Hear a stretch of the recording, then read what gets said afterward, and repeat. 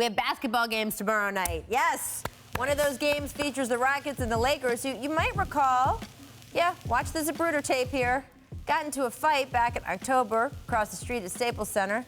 Where's the spit? Chris Paul, Rajon, Rondo, and Brandon Ingram all drawing suspensions from that incident. But CP3 says, water under the bridge. He told our Tim McMahon, quote, I forgot about it. Know what I'm saying? Once the fine goes out of your check, you move on. Now, these teams have met since then, but not with Rondo on the court. So, Tracy, do you expect? Sound like we are the Millers.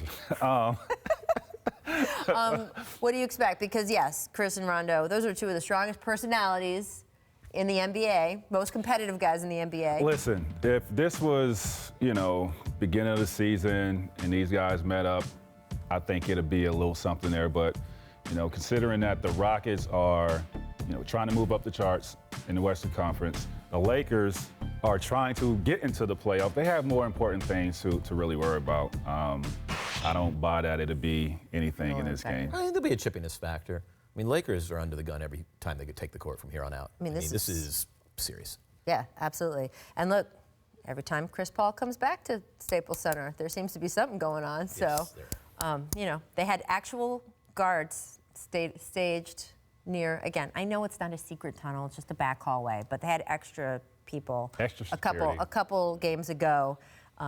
You got to be careful. Some news also ahead of that Rockets-Lakers game. Newly acquired Iman Shumpert will miss 2 games with knee soreness for Houston, while Clint Capela is set to return. Now, remember, he's missed the last 15 games with a right thumb injury. Kenneth Faried, very solid in Capela's absence, but still, this was really the piece of all the pieces that hit them hard. This was the piece. When you have a rim runner and a guy who rolls hard, that entire offense opens up. Harden's been talking about, I've been having to play this style. You know what's easy? Having that guy.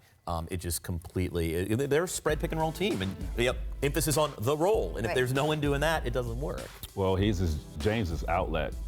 They do such a fine job of running the pick and roll. They perfected that. He's the reason why Clint is, really got the contract that he receives because of James Harden and just setting good screens. He's done a great job of being a rim protector for this team. So to have him back and then have somebody like the manimal behind him, they need to get everybody back, and I think they can make a run for it. This team is dangerous. I know a lot of people don't think so, but because how this season has played out for them, the Rockets are a dangerous team this year. I think they're a 5 seed. I like Utah as the 4. 5 seed does not sound dangerous. No, it's a tough West, right? I don't care what seed they have.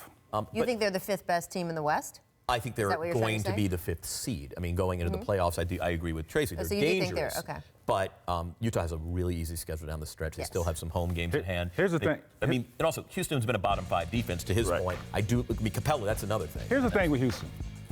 With Houston, I think they can beat anybody not named Golden State, but I also think they can lose too. Right. I think they can lose to a Portland team. I think they can lose to a Denver team.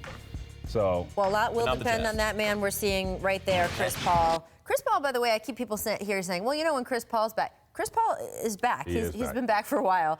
Obviously, it takes a while to play your way back from an injury like that. And we see that even with LeBron James and his groin injury. It takes a while to play your way back.